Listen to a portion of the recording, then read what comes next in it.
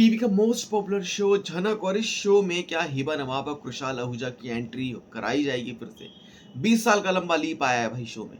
Show जो है शुरू भी हो चुका है, नए एक्टर्स ने एंट्री भी ले ली है, अपने अपने किरदारों को संभाल भी लिया है।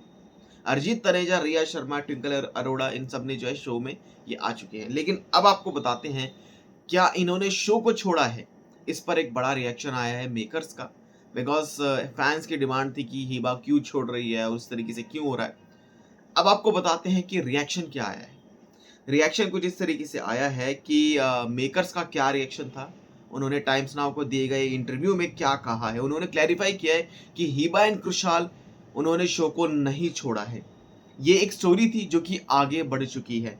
उन्होंने शेयर किया कि अभी हम जो अनिरुद्ध और जो झनक थी उसके बारे में बात नहीं करेंगे। वो स्टोरी जो है खत्म हो चुकी है। अब हम जो 20 साल बाद जो एक नया जो अध्याय शुरू हुआ है, जो नई कहानी शुरू हुई है, उस जो जर्नी के बारे में, उसके बारे में हम बात करेंगे। इसके लिए नए किरदारों की शो में एंट्री करवाई गई है।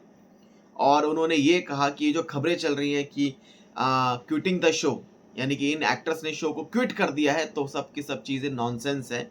क्विट नहीं किया है, किसी ने क्विट नहीं किया है, ये सिर्फ एक कहानी है। ये एक डिसीजन था कि अब जो है शो को हम आगे लेकर जा रहे हैं, जिसके चलते अब जो नए किरदारों की, नए एक्टर की एंट्री शो में होनी है।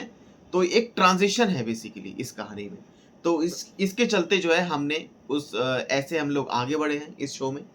आगे उन्होंने ये कहा है कि मैं यही कहना चाहती हूँ या कि ये एक लॉ ऑफ नेचर, ये चेंज है, लॉ ऑफ नेचर में एक चेंज है।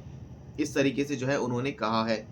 और जो ट्रोलिंग किया जा रहा था शो को, जिस पर उन्होंने कहा कि ये जो आज की जो जनरेशन है, ये सब एक ब्रॉडकास्टर हैं एंड हर कोई कुछ भी पोस्ट कर सकता है, लिख भी सकता है, जिसकी जो मर्जी है।